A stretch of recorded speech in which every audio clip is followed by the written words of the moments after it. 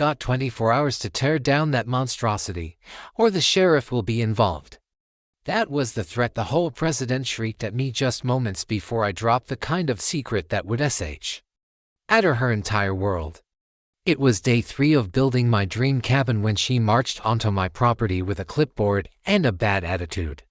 Victoria Ashworth, the self-appointed queen bee of the HOA, ordered me to demolish everything, claiming it violated community rules. The fresh scent of pine sap hung in the air, clashing with her suffocating perfume as SUVs full of irate neighbors rolled up. She brandished legal documents, threatened outrageous fines, and strutted around like she owned the mountain. What she didn't realize was that I held a piece of information powerful enough to flip the entire situation on its head and make her threats the costliest mistake of her life. But before I explain how a single phone call legally wiped out an entire HOA, let me ask you, what would you do if your neighbors tried to take your land? And tell me where you're watching from, because if you've ever had an HOA nightmare, you'll know we're all in this together. So let me rewind and explain how it all began. My name's Marcus Brennan, 45, a recently divorced electrician. I inherited 5 acres of untouched Colorado wilderness from my eccentric uncle, Silas. After months stuck in courtrooms and a suffocating city apartment, this land felt like redemption, a chance to build something real, to prove to my teenage daughter Emma that her old man wasn't a failure. Uncle Silas was always the family enigma. He vanished into the mountains back in 1980, resurfacing only at Christmas, smelling of smoke and diesel, muttering about secrets hidden in the land. Most of the family dismissed him as the crazy hermit uncle. But when his lawyer called to tell me I'd inherited his property, I knew Silas had understood something the rest of us hadn't. The land was breathtaking. A creek whispered over smooth stones, hawks called across granite cliffs, and the sharp aroma of pine mixed with wild sage. An old concrete foundation hinted at some project Silas had once started, and a workshop stood like a relic from frontier days. For the first time in months, I felt genuine hope. I emptied my 401k, quit my city job, and began building a simple log cabin, a solid home where Emma could spend weekends and see her father creating instead of falling apart. Hammering, sawing, sweating, it was therapy. And then, on day 3, she appeared. Victoria Ashworth swept out of a spotless white BMW X5 like some corporate angel of doom, mid-50s. Decked out in designer business casual. Clutching a leather portfolio like a weapon, her heels struck the gravel with military precision. And her perfume, some floral chemical warfare, fought against the mountain air until my eyes watered. "Excuse me," she said, marching onto my land like she owned it. "Are you the individual responsible for this unauthorized construction?" I set down my circular saw. Noting how she spat out the word individual like it was dirty. "Marcus Brennan, I'm building a cabin on my land, and you are Victoria Ashworth, president of the Pine Valley HOA," she declared, flipping through her papers with theatrical authority. "This structure violates multiple covenants, no permits, no design approval, no environmental review. Frankly, this eyesore threatens our property values." I glanced around at endless wilderness. "What community? I don't see any houses." She shoved an official-looking document at me. "Your uncle signed these covenants when we established the HOA 6 months ago. As heir, you inherited his obligations 6 months ago. My uncle died 8 months ago." She ignored me and handed over a cease and desist order, along with a bill for $2,500 in penalties. "You have 48 hours to remove all materials. Daily fines start at $500 and double every week. We enforce our community standards very strictly." The threat hung in the crisp mountain air, but then she revealed the real dagger. "Let's be honest, Mr. Brennan," she said, her gaze sweeping over my worn truck and rough hands. "This isn't the type of community where people in your situation succeed. We expect a certain quality of resident. It would be a shame if your daughter had to feel embarrassed." Her mention of Emma hit me like a gut punch. She had researched me, knew about my divorce, my struggles, my kid. "Are you threatening my family?" I asked, voice colder than I intended. Her smile was razor sharp. "Just friendly advice. Some battles aren't worth fighting, especially when you're already outmatched." With that, She slid back into her BMW, but not before one last warning. 48 hours, Murdoch Brennan. Don't make this harder than it has to be. Her tail lights disappeared down the road. I stared at the cease and desist notice, then at my half-built cabin. In my ears echoed Uncle Silas's final words. Don't let anyone push you around. Victoria Ashworth thought she held all the power. She was about to find out how wrong she really was. Victoria didn't bother waiting out the 48 hours. She showed up the very next morning, using courtroom swagger, with a lawyer in tow. A beat-up Honda Civic trailed her shiny BMW, and from it emerged the sorriest excuse for legal representation I'd ever seen. Douglas Cranky looked like he'd earned his law degree from a vending machine, wrinkled bargain bin suit, coffee-stained tie, and a duct-taped briefcase barely holding itself together. Mr. Brennan, Victoria declared with all the drama of a stage actress, you are being served with official legal documents. Halt construction immediately or face severe financial repercussions. Cranky fumbled through a stack of papers, voice shaky. According to Pine Valley HOA covenants, you owe $15,000 in back violation penalties. Additionally, your ownership is invalid because you were never provided HOA disclosure documents during the transfer. 15 grand for building on my own land. The mix of Cranky's nervous sweat and Victoria's suffocating perfume created a stench thick enough to choke on. I'll have my attorney review these, I said evenly. Victoria's laugh was sharp, brittle, like cracking ice. You can't afford a lawyer. Mr. Brennan, spare yourself the humiliation. As soon as they left, I drove straight to the county courthouse. Betty, the kind clerk, helped me sift through dusty records under the hum of fluorescent lights. The whole scene felt like a noir detective film. Then I found something that made my blood run hot. The Pine Valley HOA had been formed exactly 6 months ago, 2 months after Uncle Silas's death. My divorce lawyer had once warned me that timing is everything in legal documents. This timing wasn't just suspicious, it was impossible.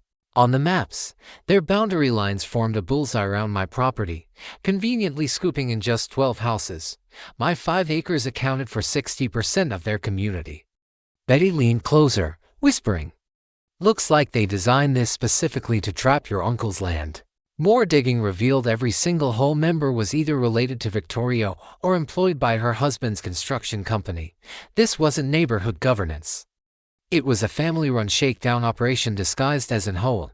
And here's the thing: dead men don't sign new contracts. And living heirs can't be bound by rules created after they already own property. Time to strike back. I called Sarah Kim, a razor-sharp real estate attorney whose office smelled of strong coffee and determination. She spread the documents across her desk. "This is legally impossible," she said flatly. "No one can retroactively bind a deceased person to covenants. I've seen shady HOA letters, but this one's blatant. We're filing countersuits immediately: harassment, false claims, intentional infliction of emotional distress. Plus, we'll investigate how they roped your property in after transfer." Victoria, though, wasn't slowing down. 2 days later, she convened an emergency community meeting without even notifying me. Luckily, my neighbor Jake went and reported back over beers on my porch.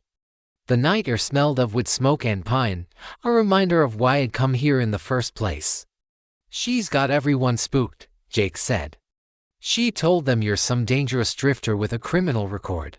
Total lies, but people believe fear quicker than truth. Then came the smear campaign. Victoria launched a Pine Valley Community Safety Facebook group, plastering my old union photo alongside dire warnings about transient criminals threatening children and property values. The comments section turned into poison. "Get rid of him. My kids aren't safe. Sheriff needs to step in." But her arrogance tripped her up. To prove the HOA had funds for legal battles, she posted their financial records publicly, and the numbers were damning. $847,000 in special assessments collected in just 6 months from 12 homes. That's over $70. Zero per family. No parks, no roads, no facilities. Nothing to show for it. I'd learned during my divorce that legitimate expenses leave paper trails. If the money disappears without receipts, it usually went straight into someone's pocket. When I showed Sarah the Facebook post, she nearly spit out her coffee. She just admitted to massive financial fraud. Unrecord, you've got a federal case now. But Victoria wasn't finished. The next morning, a county inspector's truck rolled up. He handed me a citation for building violations that would stop my project cold. "Sorry, man," he muttered, avoiding eye contact. Orders from above. Someone's pulling strings at the county office. The metallic taste of corruption clung to the mountain air.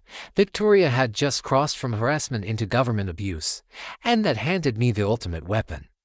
Because when federal investigators look into fraud, they also look into public officials taking bribes. Victoria thought she was playing chess while I was fumbling checkers. She had no idea I was about to flip the whole board. Her next move came in the dead of night. At 3 a.m., the sound of shattering glass yanked me awake, followed by the sharp stench of diesel fuel. I stumbled outside to find my construction site wrecked like a battlefield.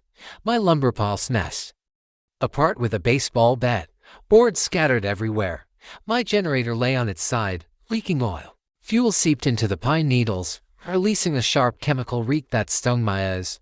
Roofing nails had been scattered across my access road, glittering like lethal confetti, positioned perfectly to shred the tires of anyone daring to drive through. The message couldn't have been clearer. Victoria was finished with legal theatrics. By dawn, I found my truck resting on for flattened tires and an anonymous EPA complaint in my inbox, accusing me of destroying sensitive wetlands, the so-called wetlands, a seasonal creek that had trickled across my land since before Victoria was even born. But the real psychological assault was just beginning. Around midday, vehicles started appearing at the entrance to my driveway, not blocking it outright, just parked at awkward angles that forced me into ridiculous makeovers to reach my own property. When I confronted the drivers, they clutched their innocence like shields, insisting they were simply concerned citizens exercising their right to park on public roads. The taste of their manufactured righteousness was fouler than the diesel fumes still clinging to the air. Next came the counterfeit safety signs. Large, official-looking warnings declaring hazardous construction zone, authorized personnel only. They sprouted along the mountain road like toxic weeds. They were convincing enough to spook my contractor, Pete, who phoned me in a panic. "Marcus," he said, voice tight, "I've had 3 clients ask if I'm licensed for hazardous waste cleanup. People are saying your site's contaminated. I can't afford this rumor mill ruining my business." Victoria had turned my own community ties into weapons against me. I'd once read that the best con artists twist your resources into blades you can't defend against, and she was proving that theory with surgical precision. But sabotage always reeks of desperation, and desperate moves leave fingerprints. The next day, Sarah and I dug through more records at the courthouse. The dusty paper smell mingled with Betty the clerk's ever-present coffee, and the whole scene felt like a detective movie. That's when the truth snapped into focus. 6 months earlier, Mountain Vista Resorts had filed plans with the county for a $50 million luxury retreat. And the heart of their design required my 5 acres prime land for spa views, golf course elevations, and even a helicopter pad. Their agreement clearly stated they couldn't break ground unless every property in the corridor was acquired. My land wasn't just inconvenient, I realized. It was the crown jewel. Betty leaned over a page, her finger tapping a buried line item. "See this? $400,000 paid out for community relations consulting." Sarah froze mid-sip, coffee cup halted halfway. "That's no consulting fee. That's a bribe dressed up in paperwork." Suddenly, Victoria's urgency made perfect sense. She wasn't just milking HOA dues, she stood to pocket a massive payday for delivering my land to developers. And every day I refused to budge cost her hundreds of thousands in projected profit. That night, I put my electrician skills to use, installing a full-blown security system, motion sensors, night vision cameras, the works. If Victoria planned to escalate into outright crime, she'd do it in high definition. I didn't have to wait long. Around midnight, a pickup rolled slowly down my access road with headlights off, engine barely above a whisper. The driver in a hoodie tried to mask his face, but the jawline was unmistakable. He poured fuel from a gas can onto my lumber pile, then made the rookie mistake of looking directly into my camera lens. There he was, Tommy Ashworth, Victoria's 20-something son, proving stupidity ran in the family. The next morning, I marched into the sheriff's office with USB drives full of evidence, high-resolution footage of Tommy's attempted arson, complete with facial recognition and his license plate.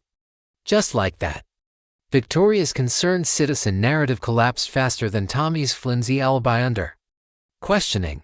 But I wasn't done pulling threads. The HOA's public filings revealed a goldmine of fraud, consulting fees to shell companies that didn't exist, landscaping contracts awarded to Victoria's brother-in-law in Florida, and absurd legal research bills that looked like they belonged to a Supreme Court budget. Victoria wasn't just extorting neighbors today. She was setting herself up for a multi-million-dollar resort payout tomorrow. As I replayed Tommy's footage for the 5th time that evening, the pine-scented air thick with the weight of an incoming storm, the realization hit me: Victoria wasn't simply greedy, she was trapped. Resort contracts have deadlines, and every day I held out pushed her closer to total collapse. Cornered predators lash out the hardest just before they fall. And that's when they make their biggest mistakes. As I replayed Tommy's footage for the 5th time that evening, the pine-scented air thick with the weight of an incoming storm, the realization hit me: Victoria wasn't simply greedy, she was trapped. Resort contracts have deadlines, and every day I held out pushed her closer to total collapse. Cornered predators lash out the hardest just before they fall. And that's when they make their biggest mistakes. The morning air smelled of pine and fresh printer ink as I flipped through 15 pages of wild fiction. Victoria demanded $100,000 in damages and a restraining order banning me from my own land. And that was only the opening act. By lunchtime, 3 separate county inspectors descended like locusts: environmental compliance, building safety, septic evaluation, each one scribbling citations for violations that didn't exist. The lead inspector, Rodriguez, muttered apologies under his breath as he photographed my perfectly legal electrical wiring. "Sorry, man," he murmured, "orders way above me.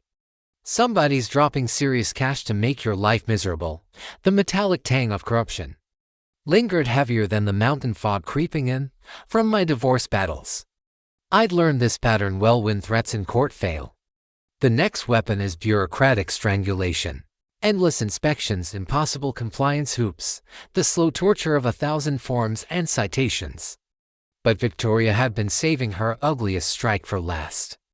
That afternoon, my ex-wife Linda rang, her voice quaking with fury. "Marcus, what the hell is happening? Emma's friends are showing her Facebook posts saying you're a sex offender. She's locked in her room sobbing, asking if her dad is really a monster." My blood went ice cold. "What posts?" "Some so-called community safety group. Your picture plastered alongside warnings about predators targeting kids." "It's all lies, but Emma's classmates are treating her like she's toxic." Linda's voice cracked. "She's asking if it's safe to even visit you." The thought of my 15-year-old daughter seeing that poison, watching friends whisper and laugh behind her back, blurred my vision with rage. Victoria had weaponized my child, shattering every boundary of decency. "It's fabricated, Linda. I'm fighting a corrupt HOA that wants to steal my land for developers. Fix this," she snapped. "Some judges take social media smears against minors seriously. This could ruin your custody rights." When she hung up, I sat in Uncle Silas's workshop, the smell of old wood and motor oil pressing down like the weight of generations. This wasn't about dirt or timber anymore. Victoria was coming after the only thing that truly mattered, my daughter. But in her desperation, she had left me an opening. That evening, my neighbor Jake arrived with urgent news. "Marcus, Victoria's group blasted another emergency post saying you threatened to burn down the neighborhood. They used a picture of you with your circular saw cropped to look like you're holding a weapon. The comments are vicious people calling SWAT, saying you're armed and dangerous." Then he leaned closer with the real intel. 3 HOA families pulled me aside. "Victoria's threatening to jack up their assessments unless they sign statements against you. They're terrified of her, not you. And the treasurer, Beth Morrison. She's asking where all the money's gone. Victoria's been dodging audits and demanding more assessments. Beth found invoices from companies that don't exist, bills for work that was never done. She's demanding a full review, and Victoria's panicking. This was the leverage I needed. I called Sarah immediately. Victoria's financial web is unraveling, I told her. If we can force an audit before she covers her tracks, she's finished. Even better, Sarah said. Accusing you of being a sex offender online, that's federal level defamation. We can file criminal charges alongside fraud claims. Still, I wanted to strike where it hurt most, her wallet. The next morning, I drove to every shop, garage, and store her family owned or patronized. Armed with screenshots of Victoria's slanderous posts, I calmly explained to managers their potential liability for supporting a defamatory campaign against a local citizen. In small mountain towns, reputation is currency. By midday, the auto shop, grocery, and hardware store had all turned the Ashworths away. By afternoon, word spread so fast that even Victoria's own mother called her, demanding answers about why the family was suddenly being shunned. That night, as storm clouds gathered and rain began tapping against my cabin windows, I felt the balance shift. Victoria had overreached, fighting too many battles at once while her financial crimes bubbled into the open. But I also knew one truth: desperate predators don't surrender quietly. They blow everything sky high. The scent of rain mingling with pine sap brought back Uncle Silas's warning that the land held secrets. The next morning, I was prying up floorboards in his workshop when my crowbar struck something solid. The metallic clang echoed through the dust like a bell tolling destiny. Beneath decades of sawdust and oil stains sat a steel lockbox, military green, sealed with a combination lock that looked untouched since the Carter years. I cracked it open with Uncle Silas's birthday, the same date he'd bought this land. A wave of musty paper hit me as the lid creaked back. Inside were thick manila folders, heavy corporate seals, and more legal paperwork than a courtroom could swallow. Right on top lay the document that made my hands tremble: Brennan Holdings LLC, Incorporated, March 15, 1998. Sole proprietor, Silas J. Brennan. My uncle hadn't simply owned 5 acres of mountain paradise. He had secretly built a holding company nearly 30 years earlier and used it to quietly orchestrate a masterstroke. The next set of papers explained everything. In 2010, when the Pine Valley developer collapsed during the housing crash, Silas swooped in like a ghost. He didn't buy the houses, he bought the mortgage debt underneath them. For pennies, every home in what later became Victoria's HOA kingdom sat on land my uncle owned. Through Brennan Holdings, for over a decade, families believed they were paying off their own property.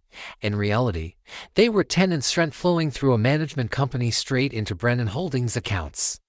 That's how my crazy hermit uncle had funded his quiet life in the mountains.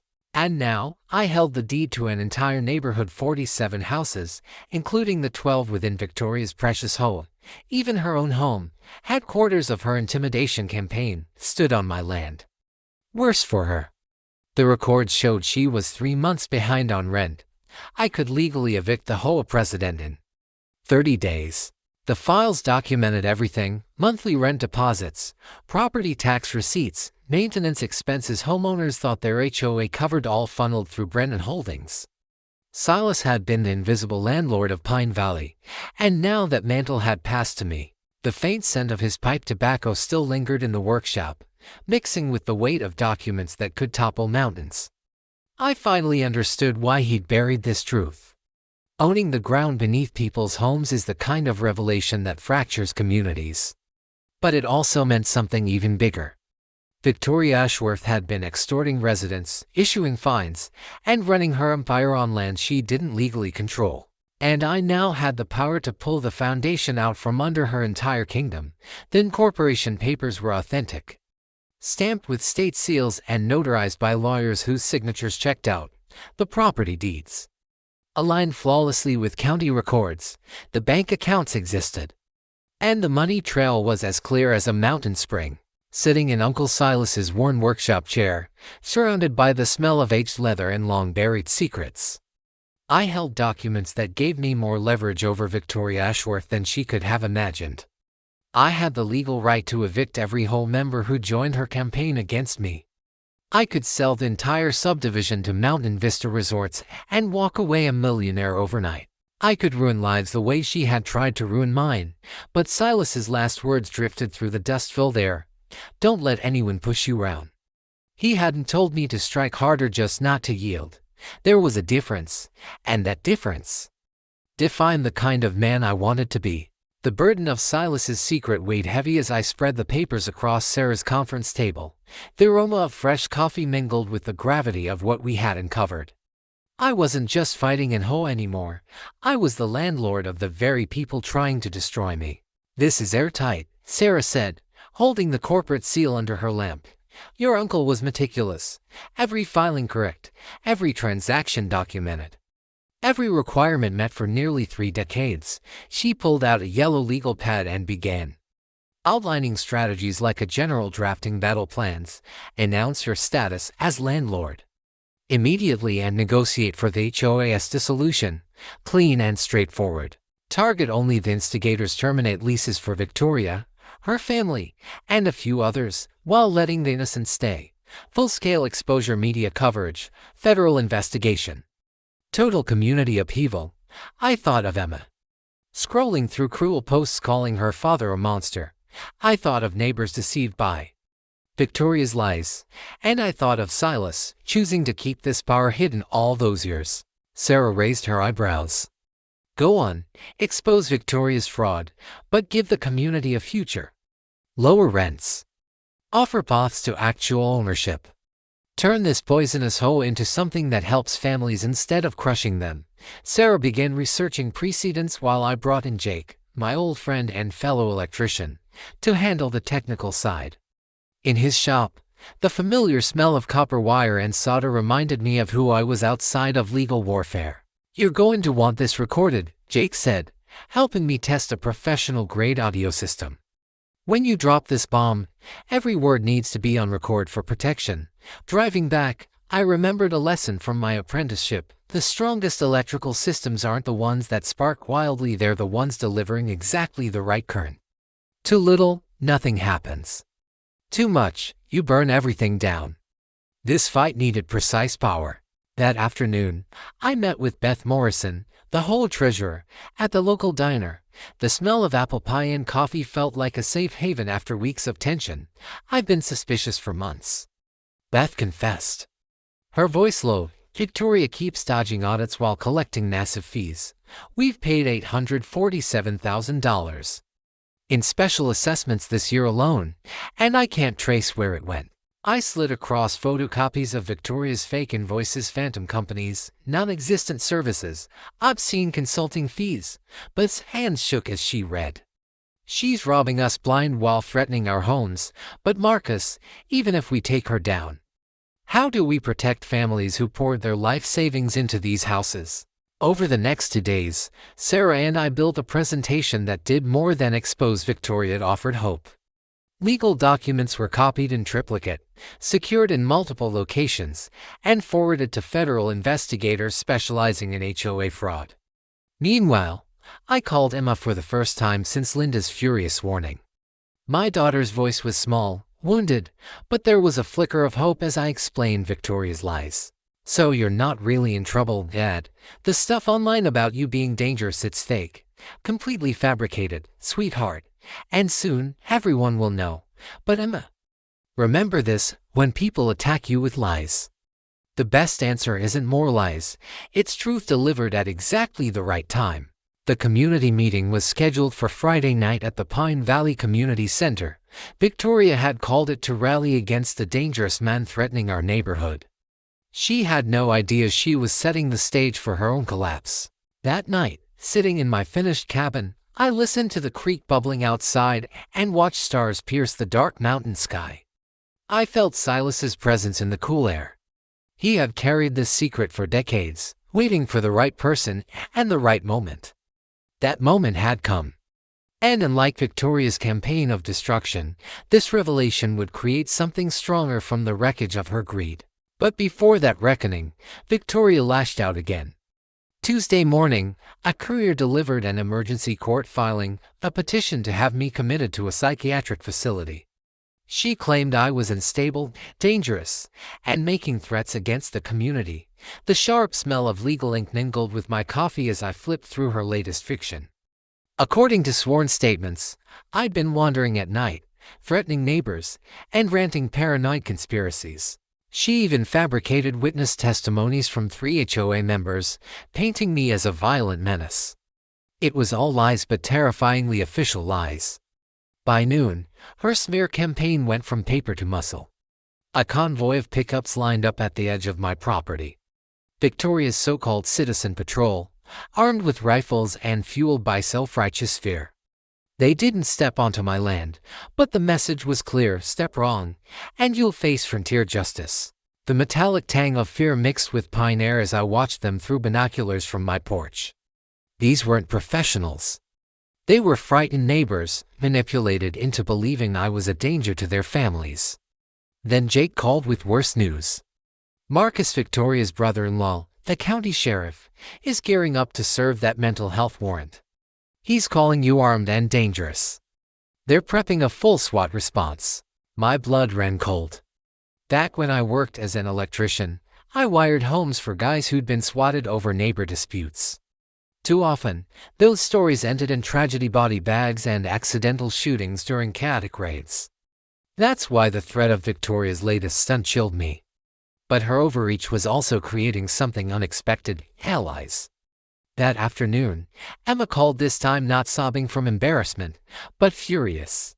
"Dad, kids at school are showing posts saying you're a terrorist, planning to shoot up the neighborhood. This is insane. How can she get away with lying like this? Because desperate people do desperate things," I told her. But sometimes their desperation is what destroys them. Emma's tone hardened. She had more of her father in her than I realized. "What can I do to help? I'm not letting this woman wreck our family with lies." While Victoria painted me as a madman, she was quietly trying to cover her tracks. Sarah's investigator uncovered $127,000 in cash withdrawals from HOA accounts in just 2 weeks. Supposedly for enhanced security, consulting, and emergency legal expenses. More damning, Victoria was pushing members to sign loyalty pledges, promising not to cooperate with outside investigators. 3 families had already come to Sarah in secret, terrified of Victoria, but unwilling to openly defy her. Then her boldest play collapsed in spectacular fashion. The mental health petition required professional documentation. Victoria submitted a psychological evaluation supposedly signed by Dr. Richard Patton, diagnosing me with antisocial personality disorder and violent tendencies. The problem: Dr. Patton had been dead for 6 months. Sarah's paralegal found the death certificate while checking the evaluation. Victoria had literally forged psychiatric records using a deceased doctor's letterhead and signature stamp. That one desperate fraud escalated her case from civil harassment to federal felony document forgery, carrying up to 10 years in prison. "She's coming apart at the seams," Sarah said, holding the bogus evaluation. "This level of crime only makes sense if she's facing catastrophic financial loss. The resort deal must have a deadline breathing down her neck." But Victoria wasn't finished. Self-destructing. Thursday night, cameras caught her sneaking onto my land just before midnight. In her hands, gas can and matches. The plan seemed to be starting a controlled fire near my lumber pile. Then calling 911 to accuse me of torching evidence. The irony was delicious. After weeks of labeling me an arsonist, she was literally attempting arson to frame me. What she didn't expect were my new security upgrades. The moment she crossed my property line, motion-activated floodlights ignited, turning the night into daylight. There she stood, gas can in one hand and road flares in the other, lit up like a Broadway actress captured from 3 camera angles. Her scream of rage echoed across the valley like a banshee call. I watched her scramble back to her BMW, headlights blazing into the darkness. Victoria had just handed me this up my sleeve, undeniable video of her committing the very crime she'd accused me of plotting. Tomorrow's community meeting had just become far more interesting. Her last gambit arrived with sirens, flashing lights, and a media circus that could ruin anyone's life forever. Friday morning, I woke to the thump of helicopter rotors and the acrid burn of exhaust from a dozen emergency vehicles blocking my access road. From my cabin windows, I saw sheriff's deputies, news vans, and what looked like half the county's emergency response team forming a perimeter. My phone buzzed with missed calls from reporters, all asking the same question: how do you respond to allegations you're holding your neighborhood hostage with explosives? Explosives. I stepped onto my porch with a coffee mug in hand only to feel 6 rifle scopes lock onto my chest. Marcus Brennan, Sheriff Davidson's voice boomed through a megaphone. You are surrounded. Step out with your hands visible. The mountain air carried the surreal taste of fear as it sank in. Victoria had played her ultimate card. She'd convinced law enforcement I was a domestic terrorist preparing for a siege. Jake's voice crackled through my phone. Marcus, don't move. She filed reports saying you threatened to blow up the community center at tonight's meeting. She's even got photos of you handling suspicious packages and testimony from 3 witnesses. The so-called suspicious packages, bags of concrete mix for my cabin foundation. The so-called witnesses were almost certainly the same imaginary ones who'd backed her forged psychological evaluation. But this time, Victoria had miscalculated the patience of law enforcement. Sheriff Davidson approached my porch cautiously, his face carrying more embarrassment than aggression. Marcus, I know this sounds ridiculous, but we've got federal eyes on us, breathing down our necks over alleged terrorist threats. I need you to let us search the property so we can shut this circus down. Search all you want. Sheriff, I replied, but maybe take a look at last night's security footage first. I handed him a USB drive containing video of Victoria creeping onto my land with a gas can and matches. As he watched, Davidson's expression shifted through half a rainbow of disbelief. Well, he muttered, that's going to shred her credibility in court.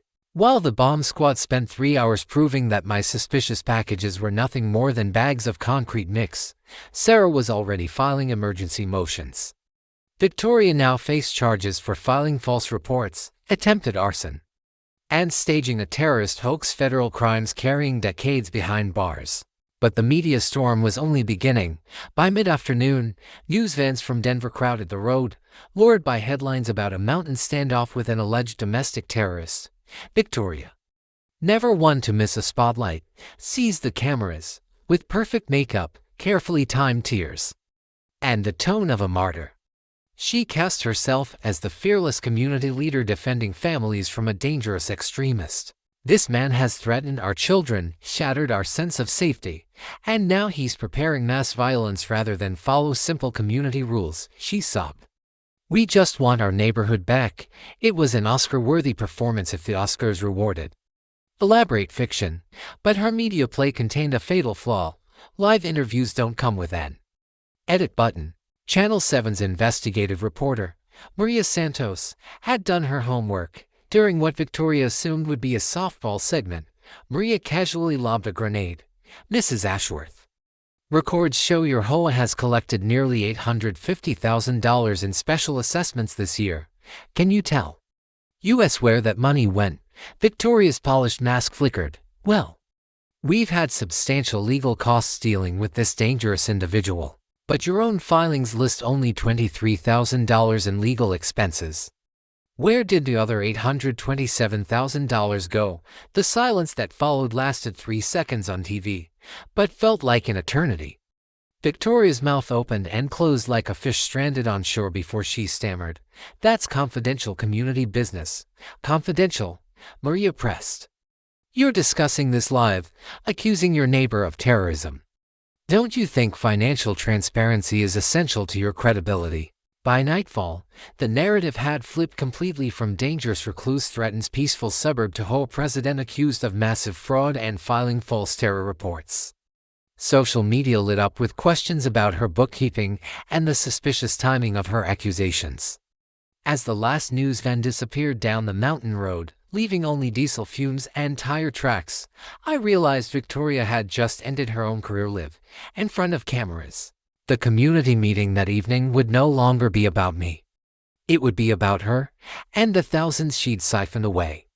The hunted had just become the hunter. The Pine Valley Community Center had never seen such a crowd. 89 people crammed into a room built for 60.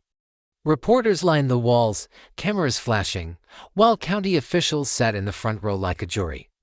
The room stank of nervous sweat, stale coffee, and threadbare carpet. Victoria took the podium like a commander before battle. Behind her, a PowerPoint title protecting our community, the Marcus Brennan Threat Assessment. She was dressed for conquest, sharp suit. Flawless makeup, voice booming with rehearsed authority. Ladies and gentlemen, she began. Clicking to a slide of my cabin, we are here tonight to confront the danger Marcus Brennan poses to our safe community. I sat quietly in the back, wearing my cleanest work shirt, clutching a leather folder stuffed with enough legal dynamite to blow her empire apart. Sarah sat beside me, phone buzzing with live updates from federal investigators uncovering her financial crimes. Victoria's slideshow was textbook manipulation, images of my cabin framed like a hostile bunker. Screenshots of my social media actually posts about electrical wiring for contractors spun as threatened. And graphs supposedly showing plummeting property values near transient populations. This individual owes our community $97,000, she declared, voice dripping with righteous fury. In accumulated fines and legal expenses, Victoria declared, her voice swelling with manufactured outrage. This man has repeatedly threatened violence against our families, intimidated our children, and was just yesterday investigated by federal agents for terrorism. The crowd murmured uneasily, nodding along. These were decent people, but they'd been spoon-fed her lies for months, and Victoria's performance was slick enough to sell sand in the desert. And furthermore, she continued, clicking to a financial slide. Mr. Brennan's presence endangers a once-in-a-lifetime opportunity. Mountain Vista Resorts has offered to partner with our community on a $50 million development project, one that will bring jobs and dramatically increase property values for every family here. There it was, the real agenda. At last, she had admitted on camera, before county officials and 3 different news crews, that the entire campaign against me had been about delivering my land to developers. Victoria then opened the floor for victim impact statements. 3 neighbors, clearly rehearsed, took turns delivering tearful testimonies about how unsafe and terrorized they felt because of me. The act was so coordinated it felt like amateur theater. Then came the blunder she would never recover from. Does anyone else wish to speak about this dangerous individual threatening our community? She asked, scanning the room. I rose slowly, my leather folder tucked under one arm. I do. Her confident smile faltered, like a mask slipping out of place. You're not even a member of this community. You don't have the right to speak here. Actually, Victoria, I said, striding calmly toward the front, I think you'll find I have more right to speak than anyone in this room. The crowd's whispers shifted, confused now. Victoria's complexion drained as I reached the podium. My name is Marcus Brennan, I announced. Voice steady, and I am the sole owner of Brennan Holdings LLC. From my folder, I pulled out Uncle Silas's incorporation papers and held them up high enough for every camera to capture. Which makes me the legal landlord of every home in this subdivision. The silence was so absolute you could hear the hum of the overhead lights. Then, chaos, gasps, shouts, chairs scraping as neighbors turned to look at one another, suddenly realizing they weren't homeowners at all, but tenants. Victoria lunged at the papers like a drowning woman reaching for a life raft. That's impossible. This is our neighborhood. We own these homes. You own the houses, Victoria, I countered, spreading property deeds across the podium like a winning hand of cards. But the ground underneath, that's mine. It's been mine for 27 years, through my uncle's holding company. Every mortgage payment you thought was building equity was actually rent routed to Brennan Holdings. And every HOA fee you collected, you stole from people for managing land you never owned. Sheriff Davidson stepped forward, his face dark with realization. Mrs. Ashworth, you've been collecting association fees on property that legally belongs to Mr. Brennan. Victoria's mask cracked completely. You can't do this. I built this community. You're just some drifter who doesn't belong here. On the contrary, I said, sliding out the rent records. You're 3 months behind on your own payments, which gives me the legal right to evict you within 30 days. The room erupted again. Victoria lunged at the documents, screaming about property rights and community standards, until Sheriff Davidson had to physically restrain her. "But I'm not here for vengeance," I said, raising my voice above the chaos. "I'm here to build something better. Those of you who actively harass me, you have 30 days to move out. Everyone else, your rent is cut in half, effective immediately. Together, we're going to create a real community, one built on fairness, not fear." As federal agents entered to arrest Victoria for wire fraud, her final scream echoed through the hall, "You can't do this to me, I am this community." But communities aren't sustained by theft and lies. They're sustained by truth. 3 months later, I sat on my cabin porch, watching neighborhood kids laugh and play in what used to be Victoria's restricted access common area. That's when Emma pulled up for her weekend visit, her smile brighter than the mountain sun. "Dad, I got into Colorado State. Full scholarship," she shouted, wrapping me in a hug that smelled like her mother's shampoo and teenage hope. And you know what convinced the admissions committee? My essay was about how my dad showed me that true strength isn't about revenge, it's about creating something better out of corruption's ruins.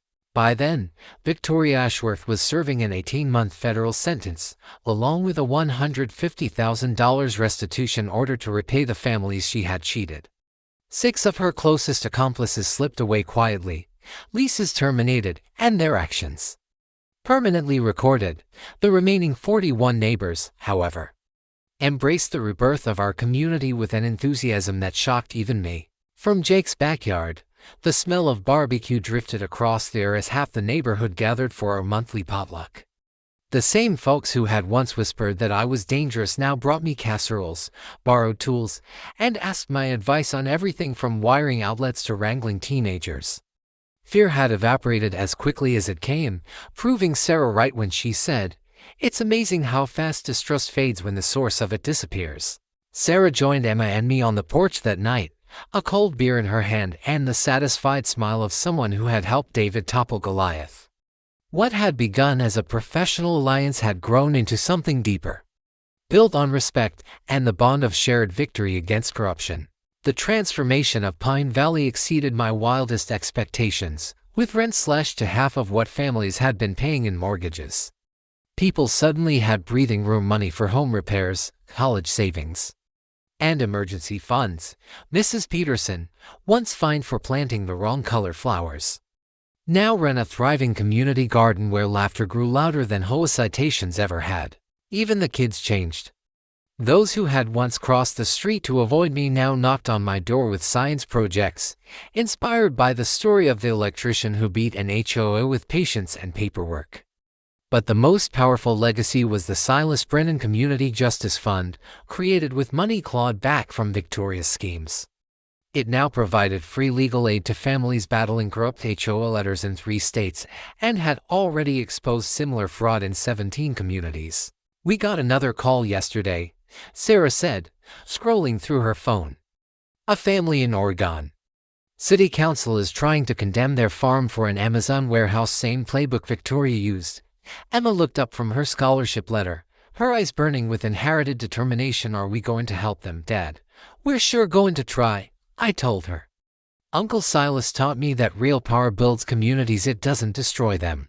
The financial resolution had healed more than wounds, it had created opportunity. Instead of chasing maximum profit, I offered longtime residents the chance to purchase their land at cost.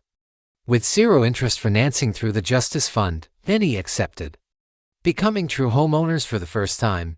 As for the development rights Victoria promised Mountain Vista Resorts, I signed them over to the Colorado Conservation Trust, ensuring the wilderness would stay wild for Emma's kids and their kids after them. Ironically, property values went up, not down. Turns out, people pay a premium to live in places where neighbors help each other instead of weaponizing rules against one another. As twilight painted the mountains purple, I thought of Uncle Silas's wisdom. He had hidden the truth of ownership for decades, waiting for the right person and the right moment to use it for good. Some secrets are dangerous in the wrong hands, but in the right ones they become tools of justice. Emma was reading college brochures under the porch light when Sarah handed me a thick envelope stamped Portland. "That family in Oregon them," she said, They've heard about our victory. They want to know if the guy who crushed a corrupt HOA can help save their century-old farm from corporate greed. I tore open the letter, inhaling the scent of hope and new battles. Another David versus Goliath fight. Another chance to prove ordinary people, armed with grit and truth, can topple corrupt systems.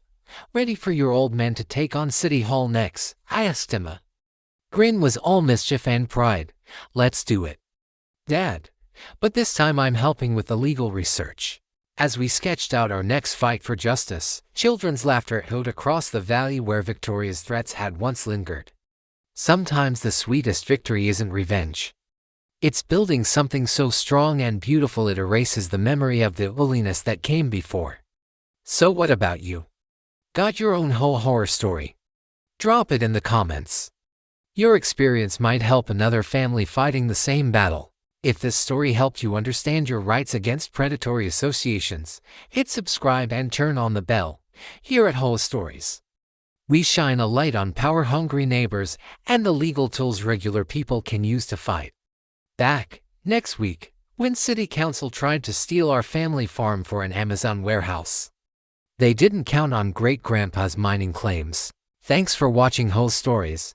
If this episode made you laugh, fume, or shake your head at HOA madness, hit like and share your thoughts below. We post new tales of HOA chaos every week. Don't miss the next unbelievable showdown.